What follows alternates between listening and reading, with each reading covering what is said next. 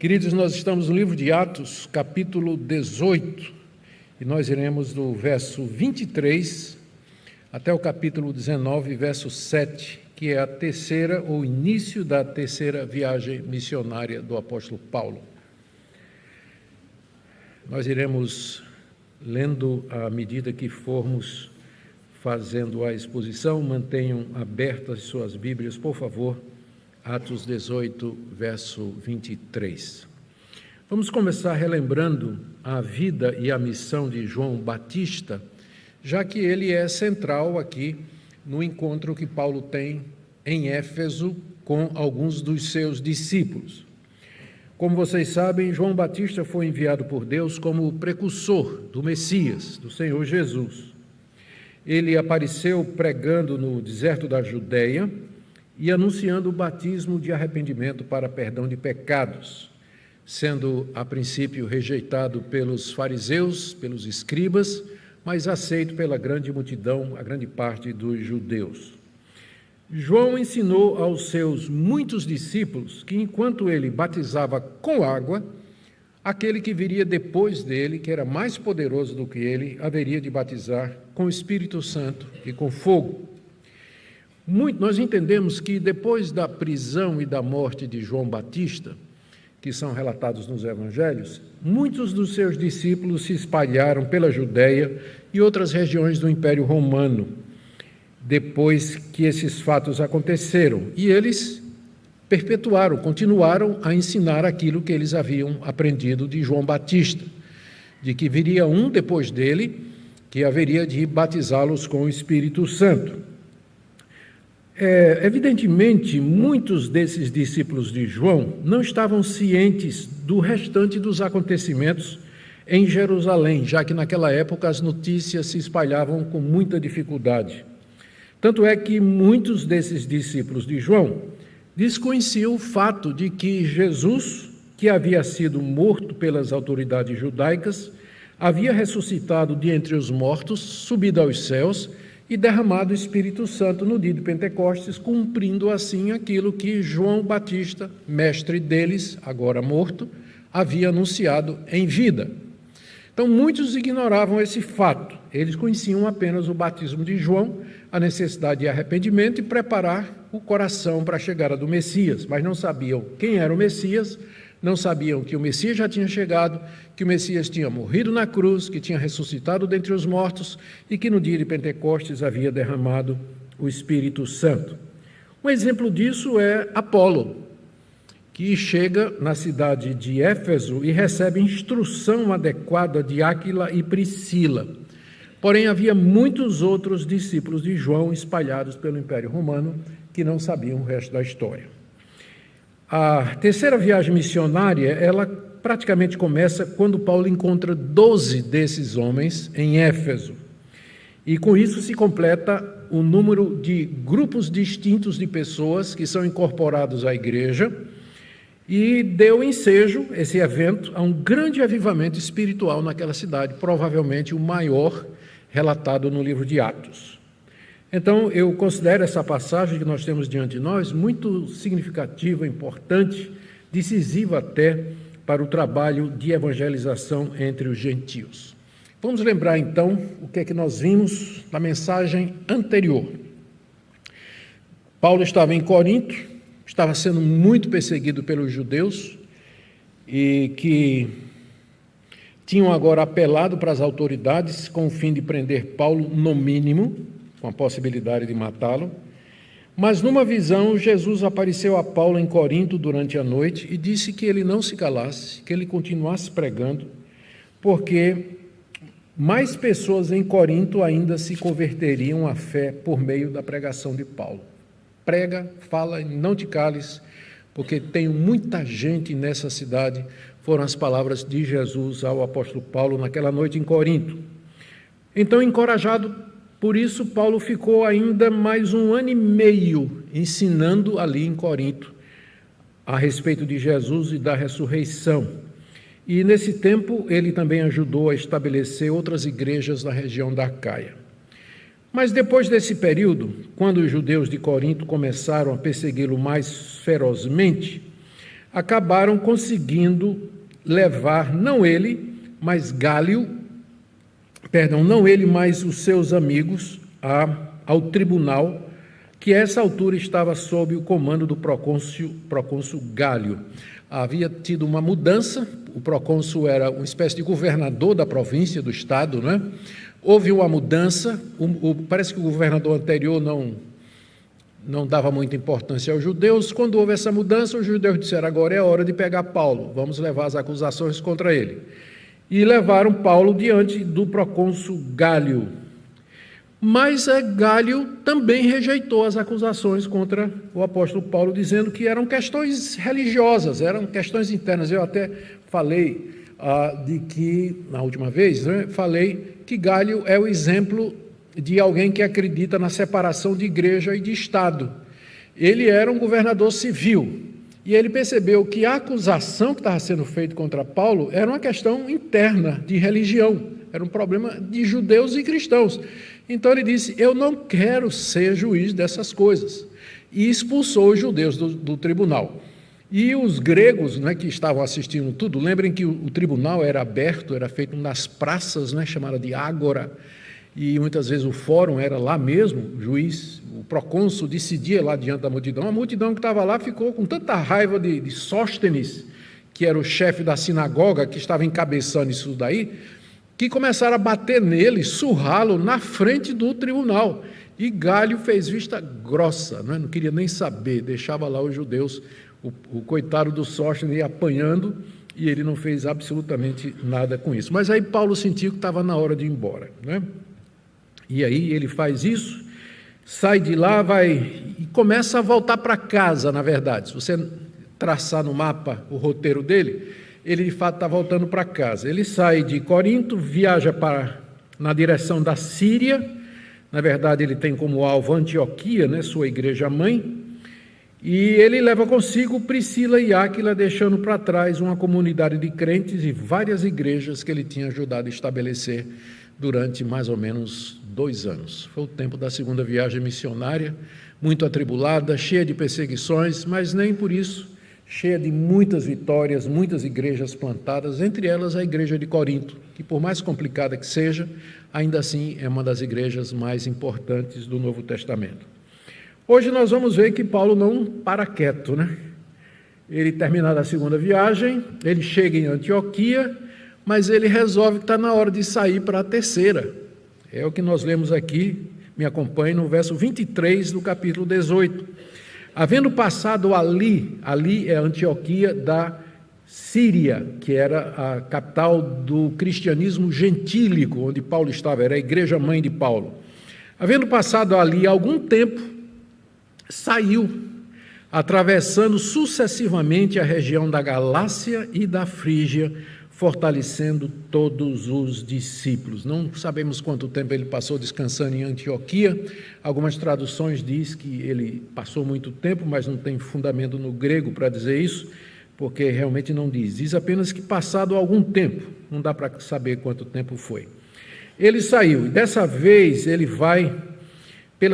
sai pela terceira vez para campos distantes, com o objetivo de visitar as igrejas que ele havia plantado na sua primeira viagem. Se vocês se recordam, a primeira viagem foi exatamente na Galácia e na Frígia.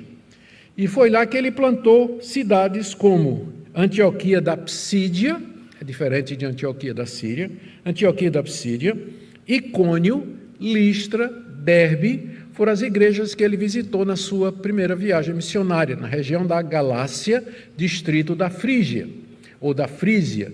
Ele resolve refazer os passos da primeira viagem missionária, só que ele não vai com o objetivo de plantar novas igrejas, ele vai com o objetivo de fortalecer aquelas igrejas que ele já tinha plantado na primeira viagem, o que nos ensina uma lição preciosa. Não é somente plantar a igreja, você tem que discipular, você tem que ajudar a crescer, você tem que fortalecer as igrejas, porque senão elas se tornam megas igrejas, igrejas inchadas de discípulos que são crianças espirituais, que não têm conhecimento, não têm informação correta a respeito das doutrinas de Deus. Consciente da necessidade de discipulado, Paulo então vai refaz os passos dele na primeira viagem missionária, essa que é a chamada terceira viagem missionária. Note que dessa feita não menciona colaboradores, né? Das outras vezes, primeiro ele foi com Barnabé, na segunda vez foi com Silas e Timóteo, dessa vez não diz que ele foi com alguém. Deve ter ido com alguém, mas não é mencionado aqui quem seja. Bom, depois de algum tempo, ele passa em Éfeso, onde havia ficado rapidamente alguns dias, feito alguns discípulos e prometido que voltaria no final da segunda viagem. Passou por Éfeso assim, deixou Áquila e Priscila lá, desceu do navio só para se encontrar com alguns irmãos na sinagoga, pregou o evangelho, alguns se converteram, ele entra no navio, vai embora, e deixa Áquila e Priscila para cuidar dos novos convertidos lá. O pessoal diz, fica, e Paulo diz, não, eu vou embora, mas eu volto para vocês. Então isso aí está em Atos 18, 19 a 21. E aí, enquanto Paulo estava na Galácia, preparando o seu caminho para Éfeso, ele é precedido por um judeu cristão chamado Apolo. Paulo já tinha estado em Éfeso rapidamente, algumas pessoas tinham se convertido, provavelmente algumas igrejas, casas-igrejas haviam em Éfeso, resultado do trabalho de Paulo, e de repente chega ali um judeu cristão chamado Apolo. Nós lemos aí a história de Apolo do verso 24 até o verso 28. Ouçamos. Nesse meio tempo em que Paulo estava fazendo os passos da primeira viagem na Galácia e na Frígia, nesse meio tempo chegou a Éfeso, onde Paulo já tinha estado, um judeu natural de Alexandria, chamado Apolo, homem eloquente e poderoso nas Escrituras. Ele era instruído no caminho do Senhor e, sendo fervoroso de espírito, falava e ensinava com precisão a respeito de Jesus, conhecendo apenas o batismo de João. É um daqueles, né, que eu falei. Conhecia apenas o batismo de João. Quando 26. Apolo começou a falar ousadamente na sinagoga. Quando Priscila e Áquila o ouviram falar, levaram-no consigo e com mais exatidão lhes puseram o caminho de Deus. Quando ele resolveu percorrer a Acaia, os irmãos o animaram e escreveram aos discípulos para que o recebessem bem. Acaia é onde fica Corinto. E escreveram aos discípulos para que o recebessem bem. Tendo chegado lá em Corinto, Paulo auxiliou muito aqueles que mediante a graça haviam crido, porque com grande poder convencia publicamente os judeus, provando por meio das Escrituras que Jesus é o Cristo. Aqui você tem a história dessa personagem importante, chamada de Apolo, que ficou mais importante ainda porque no tempo que ele passou em Corinto, ele causou uma impressão tão grande na igreja que quando a igreja se dividiu em partidos, tinha o grupo de Paulo, o grupo de Pedro e o grupo de Apolo. Tal o impacto que Apolo causou ali naquela comunidade. O que é que sabemos a respeito dele? Primeiro, o texto nos diz que ele era natural de Alexandria. Alexandria era uma cidade importante que ficava no norte da África, onde havia uma grande comunidade de judeus. Quando teve a dispersão dos judeus, os assírios levaram o reino do norte, as 10 tribos de Israel, e 100 anos depois foi a vez dos babilônicos levarem o reino do sul, Judá. Muitos judeus se estabeleceram, fugiram e se estabeleceram no norte da África. É de lá que vem de lá que vem Santo Agostinho, por exemplo. Santo Agostinho é de lá, é do norte da África. Havia uma grande comunidade de judeus que se estabeleceu ali e, mais tarde, uma grande igreja também. Mas Apolo era de lá. Essa cidade era conhecida não somente pela sua posição estratégica, era uma cidade portuária, a entrada da África, por assim dizer, mas porque era um grande centro cultural. Todos vocês já ouviram falar da famosa Biblioteca de Alexandria, que é uma das 7 maravilhas do mundo, era a Biblioteca de Alexandria.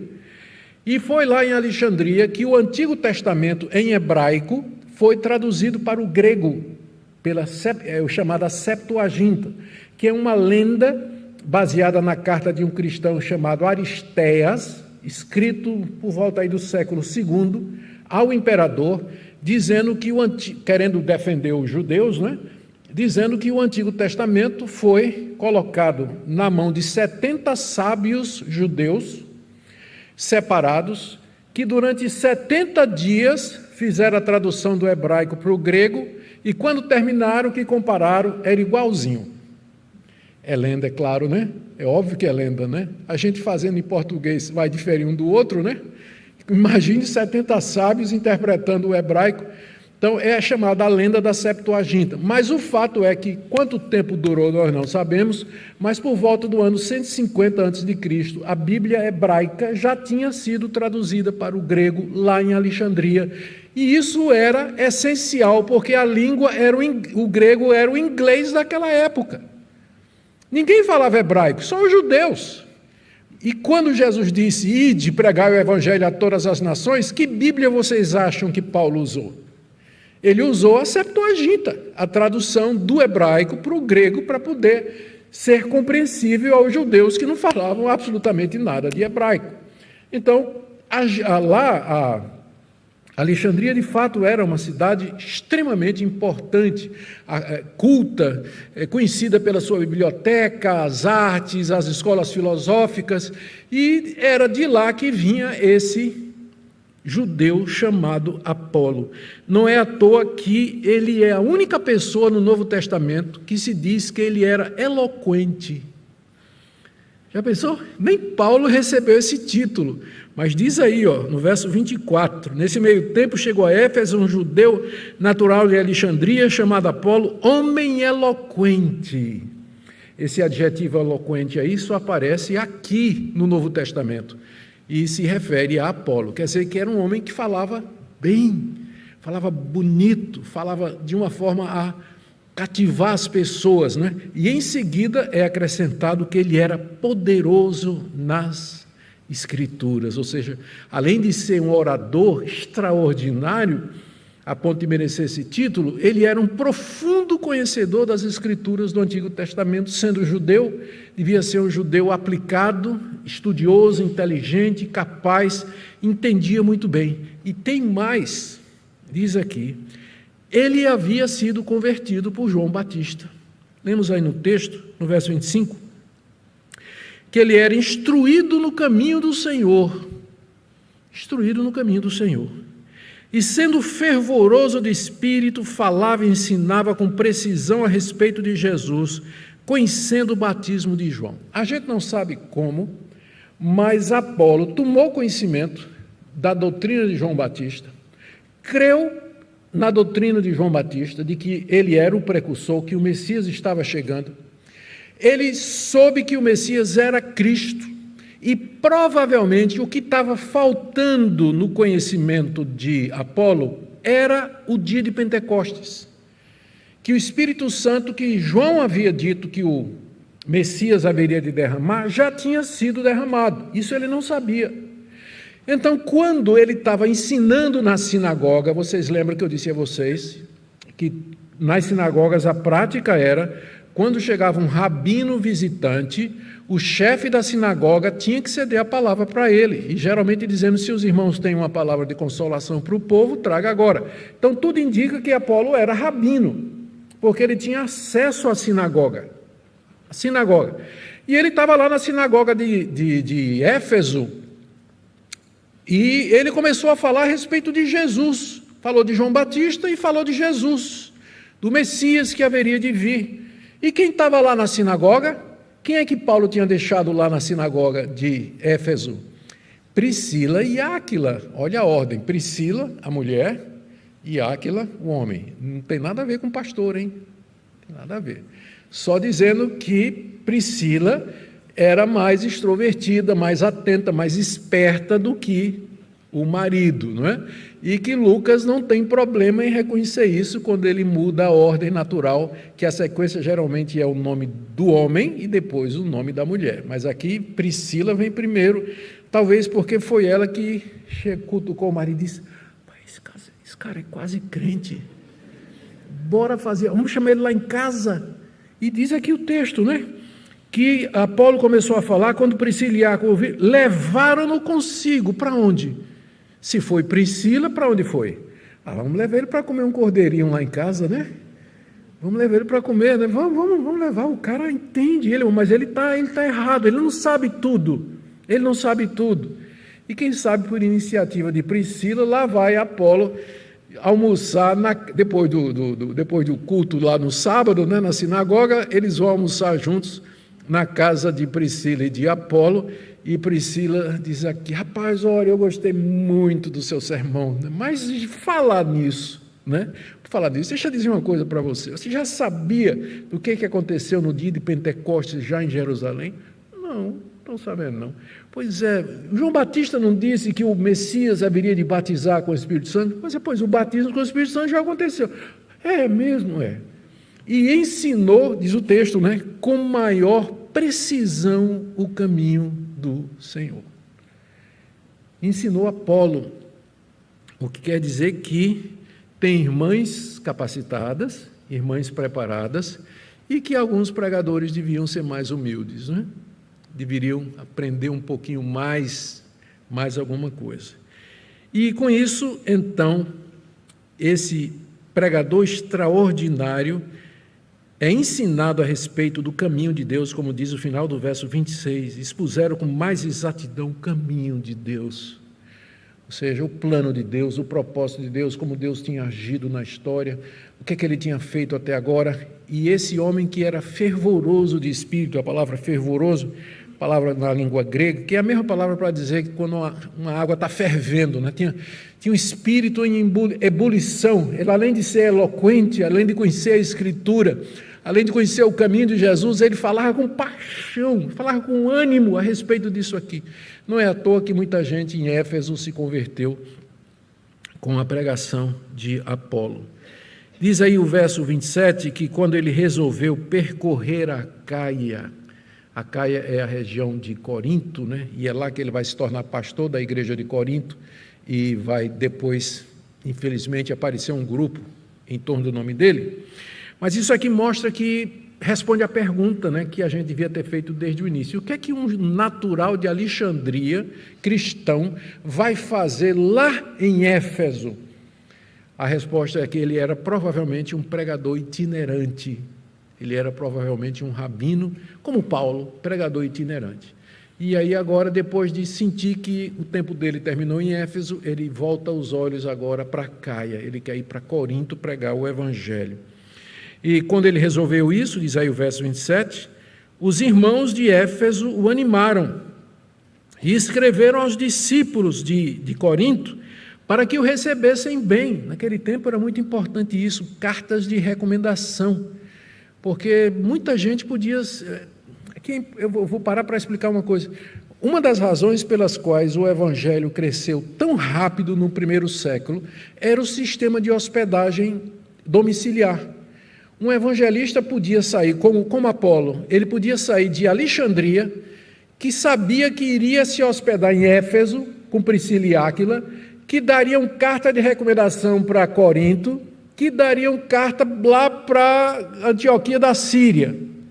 Então, esse sistema de hospedagem, de receber os pregadores, os itinerantes, que são chamados de profetas, inclusive, era muito comum no século I, e por isso que o evangelho se espalhou feito fogo de palha, porque os irmãos iam pelas cidades, encontravam outros irmãos, abriam igrejas, eram sustentados, eram enviados adiante e assim por diante. Nisso, era muito importante a carta de recomendação, porque, como todo bom sistema, esse já estava sendo corrompido. O falso profeta, sabendo disso, ele se apresentava na igreja como sendo missionário de Jesus. E aí o pessoal dava a oportunidade para ele falar. E aí ele metia heresia, as heresias, os ensinos. Então, as cartas de recomendação são muito importantes.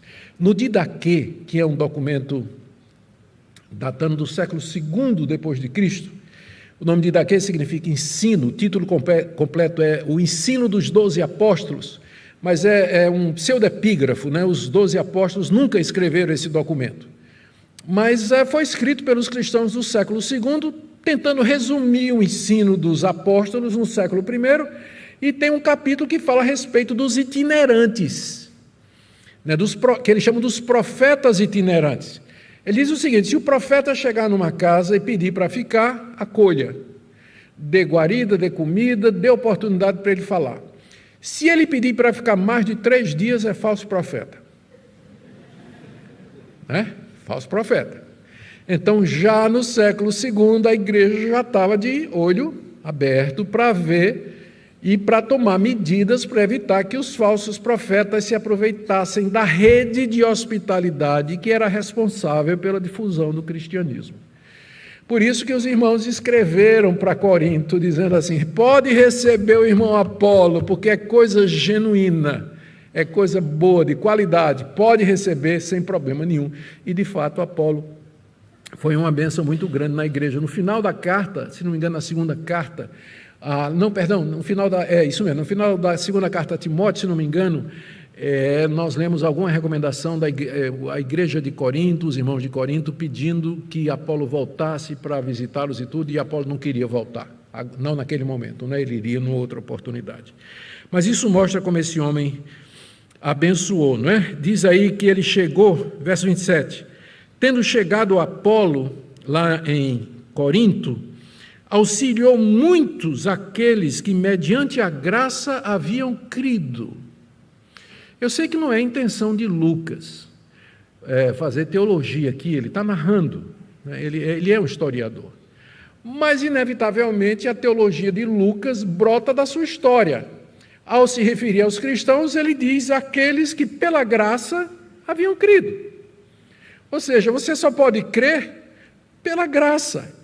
Se Deus não for gracioso com você, se Deus não abrir seus olhos, destampar seus ouvidos, inclinar seu coração, esclarecer sua mente, você não vai crer. Você não tem como crer por você mesmo, porque tem gente que acha assim, que fé é um ato da decisão e do arbítrio humano. Eu creio na hora que eu quero. Você está muito enganado.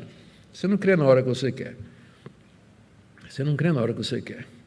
Você crê quando Deus, pela graça, ilumina seus olhos, abre o seu coração, atrai você, chama você, cativa você e apresenta Cristo de uma maneira tão maravilhosa que você voluntariamente, porque quer, você abraça Jesus e diz: eu quero. E no fim você olha para trás e diz: Senhor, foi a graça. Não é isso que você faz todo dia quando você vai dormir? Se ajoelha ao lado da cama e diz assim: Senhor, eu te agradeço porque pelo meu livre-arbítrio eu criei. Muito obrigado, porque exercendo minha força de vontade, minha decisão, minha liberdade que o Senhor me deu de crer, eu aceitei Jesus. É assim que você faz? Oh Deus, miserável pecador que eu sou, muito obrigado, louvado seja o teu nome pela tua graça, porque creio, porque se hoje eu creio, é só pelo Senhor. Como alguém já disse, todo mundo de joelho é calvinista, e de pé arminiano, né? Vai trabalhar e vai lutar por aí, né? Mas veja, como eu disse, Lucas não está pensando em fazer teologia, ele está escrevendo história, mas o que ele crê vaza do que ele escreve, e ele não conseguiu deixar de escapar isso, que para ele as pessoas só criam pela graça. Ele estava convencido disso, somente pela graça é que as pessoas podem crer, porque fora disso não tem como. Aliás, nem querem, né? Se não for a graça de Deus, as pessoas nem querem crer, é a graça que habilita. Apolo, então, auxiliou muito aqueles que, mediante a graça, haviam crido. Nos diz aqui o nosso historiador. Por quê? Porque com grande poder ele convencia publicamente, não somente abençoava aqueles irmãos, não é? Mas com grande poder espiritual, ele convencia publicamente os judeus, provando por meio das Escrituras que Jesus é o Cristo. Agora ele tinha um conhecimento completo, agora ele sabia a verdade toda, havia abraçado, e com todas aquelas habilidades, virtudes e capacidades, então ele é um instrumento poderoso na mão de Deus, ali na cidade de Corinto. Mas, enquanto isso, Paulo chega em Éfeso, e é o ponto agora, né? Capítulo 19, verso 1. Aconteceu que, enquanto Apolo estava em Corinto, Paulo, tendo passado pelas regiões mais altas, chegou a Éfeso. Encontrando ali alguns discípulos, perguntou-lhes: vocês receberam o Espírito Santo quando creram? Ao que eles responderam: pelo contrário, nem mesmo ouvimos que existe o Espírito Santo. Paulo perguntou: então que batismo vocês receberam? Eles responderam: o batismo de João. Olha aqui, mais um grupo, né? Mais um grupo aqui, remanescente de João Batista. O batismo de João. Paulo explicou: João realizou o batismo de arrependimento, dizendo ao povo que cresce naquele que viria depois dele, a saber, em Jesus. Eles, tendo ouvido isso, eles aqui são os 12, né, que estavam lá ouvindo Paulo, eles, tendo ouvido isso, foram batizados no nome do Senhor Jesus. E quando Paulo lhes impôs as mãos, o Espírito Santo veio sobre eles, e tanto falavam em línguas como profetizavam, e eram ao todo uns 12 homens. Muito bem. Vamos agora ver essa parte aqui para chegarmos ao final. Chegarmos ao final do nosso estudo nessa noite. Muito bem. Depois que Apolo saiu de Éfeso e foi para Corinto, Paulo chegou outra vez. Lembre que não é a primeira vez que ele vai lá. Ele já tinha passado rapidamente, pregou, fez alguns discípulos e saiu, deixou Áquila e Priscila. Mas agora ele volta para ficar. Ele tinha terminado de fortalecer as igrejas da Galácia e da Frígia, como era seu plano, e agora voltou para Éfeso, onde ele também tinha pregado. Lembra que o plano da terceira viagem era visitar onde ele tinha passado e fortalecer, ele tinha estado em Éfeso, ele volta lá. E para chegar lá, ele havia passado, pelo que Lucas diz aqui, pelas regiões mais altas. Diz aí, não é o verso 1, Paulo tendo passado pelas regiões mais altas, ou seja, a região montanhosa do interior da Ásia, caminho difícil, tortuoso. Paulo atravessou aquelas montanhas até chegar no litoral onde estava a cidade de Éfeso. E lembra que uma vez o Espírito Santo proibiu Paulo de pregar na Ásia? Ele queria pregar na Ásia e o Espírito Santo não deixou, tanto é que ele foi parar lá na Macedônia para pregar em Filipos. Mas dessa feita, Paulo está convencido que chegou a hora dele pregar na Ásia. E ele vai. E quando ele chega lá, diz o texto que ele encontra 12 discípulos de João Batista, cujo conhecimento acerca do Espírito Santo era deficiente, como também de Apolo, como também era o conhecimento de Apolo. E certamente esse pessoal que Paulo encontra não eram dos convertidos de Paulo, não é? Porque quando Paulo esteve lá, primeiramente, porque senão eles saberiam bem a respeito do Espírito Santo, não nos é dito com clareza, mas certamente eles eram discípulos de João Batista. Alguma coisa na vida daqueles 12 homens levou o apóstolo Paulo a fazer essa pergunta. Peraí, vem cá. Vocês porventura receberam o Espírito Santo quando vocês creram? Note que mais uma vez Lucas, que é historiador, ele deixa vazar a teologia dele pelo que ele escreve, porque essa pergunta reflete a crença de que o Espírito Santo é dado quando a pessoa crê. Não é verdade? Reflete isso. Vocês receberam o Espírito Santo quando creram? Essa pergunta pressupõe que quando uma pessoa crê, ela recebe o Espírito Santo.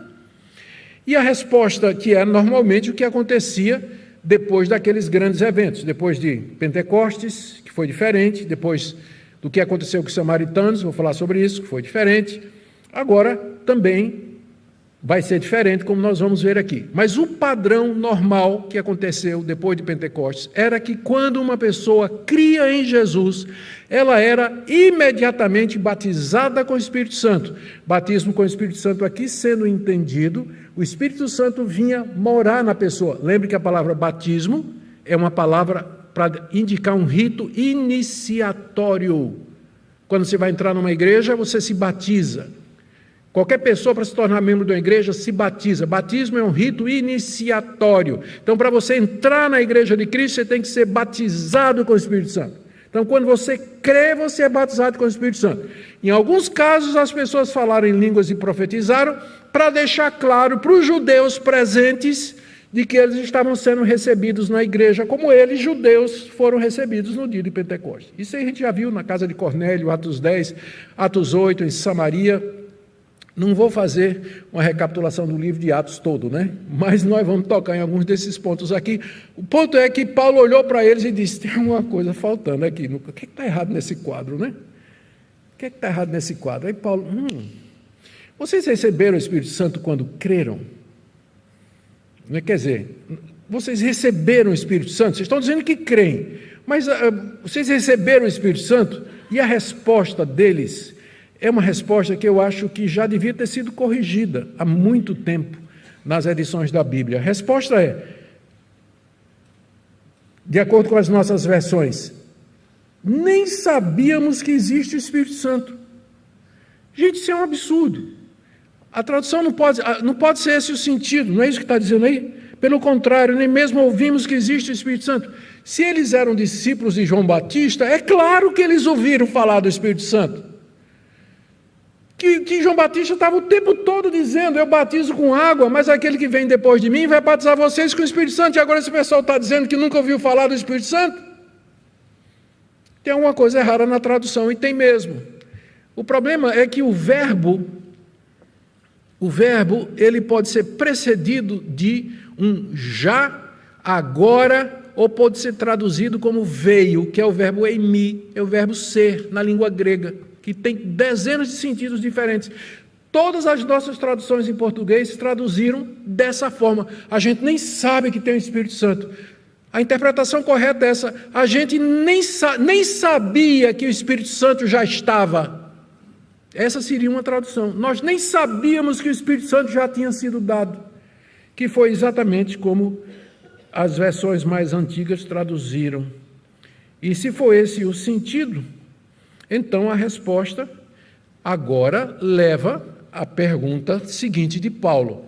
Bom, se vocês não sabiam que o Espírito Santo já havia sido dado, isso significa que vocês não sabiam que Jesus morreu, que Jesus ressuscitou e que ele subiu aos céus, recebeu a promessa do Pai e derramou o Espírito Santo.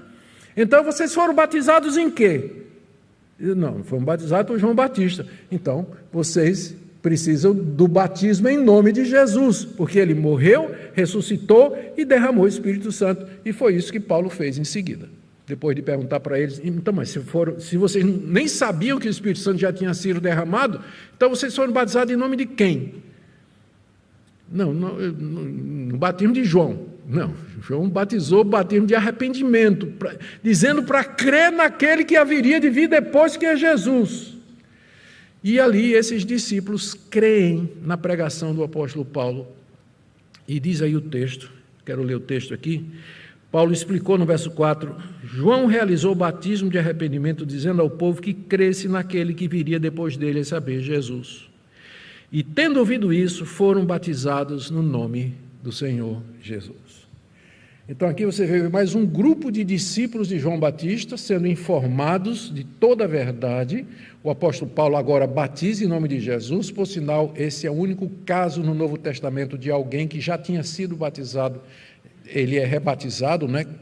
Como é o caso aqui, mas acontece, a razão é óbvia, né? Que o primeiro batismo era o batismo de João, né? Não tinha nada a ver com o batismo de Cristo, por isso que Paulo os rebatiza.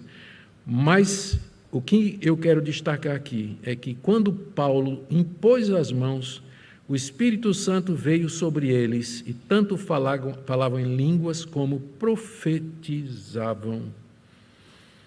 Paulo impunha a mão sobre eles, que recebem o Espírito Santo. Os sinais que se manifestaram ali, falar em línguas e profetizar, foram os mesmos sinais que aconteceram. Pentecostes, deixa eu fazer a lista aqui para não errar. Pentecostes, o Espírito Santo desceu sobre a multidão, primeiro desceu sobre a igreja, os 120, eles falaram em línguas e profetizaram. Depois desceu sobre os samaritanos, pela imposição de mãos de Pedro e João, não de Filipe. Filipe batizou em nome de Jesus, não aconteceu nada, tiveram que chamar 2 apóstolos, lá de Jerusalém. Eles vieram e puseram as mãos, aí o Espírito Santo veio. Eles falaram em línguas e profetizaram. Não está dito lá no texto de Atos 8, mas está pressuposto, já que é um evento da mesma grandeza. Depois os gentios, Pedro vai pregar lá na casa de Cornélio, Atos capítulo 10. Enquanto Pedro pregava, o Espírito Santo caiu sobre os gentios que começaram a falar em línguas e profetizar. E agora você tem os discípulos de João Batista recebendo a mesmíssima experiência. Ao receberem o Espírito Santo, eles falam em línguas e profetizam. O que é que isso significa? Que o círculo agora está fechado, completo. Todos os grupos que eram para ser adicionados à igreja já foram. Os judeus, os samaritanos, que não era nem judeu nem gentil, os gentios, que somos nós, e o grupo intermediário que estava ali no meio entre o Antigo Testamento e o Novo, os discípulos de João Batista. Agora chegou todo mundo. Portanto, o que eu quero dizer é que esse tipo de experiência em que apóstolos colocam mão na cabeça de pessoas que recebem o Espírito Santo, falando em línguas e profetizando, não tem mais sentido hoje. Simboliza o quê? Porque eu posso explicar Pentecostes, posso explicar os gentios, posso explicar os samaritanos, e esse grupo aqui que estava no meio. Mas hoje, se isso acontecer, que grupo estava faltando para ser incluído na igreja? Os gentios? Gentios somos todos nós, né? Todas as nações do mundo. Os judeus já foram incluídos, os samaritanos nem existem mais. E o grupo de João Batista, os seguidores, já acabou também. Por isso que hoje a experiência normal é que você recebe o Espírito Santo quando você crê. Se Deus der a você o dom de línguas, que seja de acordo com 1 Coríntios 14. 2, no máximo 3, que haja intérprete ou fique caladinho. E lembra que o dom ali é idioma. É fácil provar isso, ainda que eu falasse a língua dos homens ou dos anjos. Toda vez que os anjos falaram, eles falaram em idioma humano. Então nós poderíamos argumentar, mas não é meu ponto aqui. Apenas para dizer por que tem essa experiência aqui, porque agora fechou. A partir daqui para frente, você não tem mais nenhuma experiência como essa. Nenhuma. E você não encontra nas cartas que são escritas a partir daqui pelo apóstolo Paulo, nenhuma recomendação do apóstolo Paulo dizendo busque o batismo com o Espírito Santo evidenciado por língua, profecias e tudo mais. Você não vai encontrar, me mostre uma passagem em alguma carta de Paulo, Pedro, Tiago, João, dizendo aos crentes, quem já é crente, busca isso. Agora você vai encontrar, enchei-vos do Espírito, não entristeçais o Espírito, andai no Espírito, vivei no Espírito. Aí sim, eu já tenho Espírito, mas agora eu tenho que aprender a viver cheio dele. Eu não sou contra Deus trazer experiências, não sou contra. Eu já até abri meu coração aqui para vocês. Eu gostaria muito que Deus um dia tivesse me dado assim uma visão de noite, ou que eu acordasse de noite falando em línguas, ou que eu de repente tivesse o dom de cura, ou que eu pudesse profetizar a respeito da vida das pessoas. Deus não me deu nenhuma dessas coisas, mas nem por isso eu me sinto menos crente do que aqueles que dizem que tem. Porque eu creio que Deus faz isso soberanamente. O que eu estou dizendo é que se Deus deu uma experiência estática a você, não diga assim, se alguém não tiver essa experiência semelhante, não é tão crente como eu sou. Porque você estaria ofendendo o Espírito Santo, a soberania de Deus e o ensino bíblico, claro, a respeito dessas coisas. Tá certo? Amém? Não vou pedir amém não, porque eu sei que tem alguns que vão dar um amém. Mas como eu tenho dito a vocês, meu objetivo aqui, nessas noites, é expor a Escritura, tá certo? Não quero nunca, eu desafio aparecer alguém aqui dizendo, um dia o pastor Augusto me chamou e disse, venha ser presbiteriano, eu desafio que alguém aqui diga isso algum dia, porque não é esse o alvo das segundas-feiras expondo as Escrituras. Nós queremos só estudar a palavra de Deus, e que você tome a direção e vá aonde o Espírito Santo de Deus lhe guiar. Eu só espero que você vá para uma igreja onde a palavra de Deus é ensinada, para você não cair no misticismo, falso profeta, gente ensinando coisa que não deve e assim por diante. Amém?